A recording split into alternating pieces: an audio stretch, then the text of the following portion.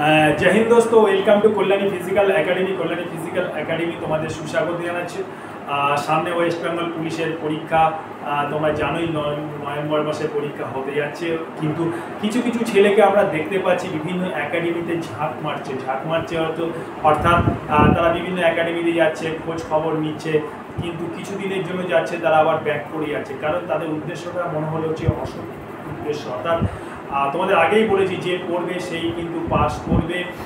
তোমরা ভাবছো কোথায় সরু লাইন আছে, কোথায় মোটা লাইন আছে। সরু লাইন আর মোটা লাইন ছেড়ে দাও, নিজের যোগ্যতায় পাস করার চেষ্টা করো। সুতরাং কাউকে টাকা দিয়ে নয়, আর নিজের যোগ্যতাটা পাস করে যে আনন্দ পাবে সেটা কিন্তু কাউকে ধরে কিন্তু তুমি সে আনন্দটা পাবে না।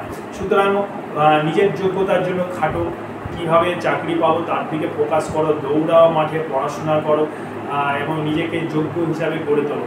এদিক ওদিক দৌড়ে ভাবছো কোথায় একটু ফাঁক ফোকর পাবো, যাতে সেই ফাঁক ফোকর দিয়ে ভুলে যাওয়া যায়। কিন্তু আমি তোমাকে বলছি, ওয়েস্ট বেঙ্গল পুলিশের পরীক্ষা কিন্তু নভেম্বর মাসে খুব টাফ হতে যাচ্ছে।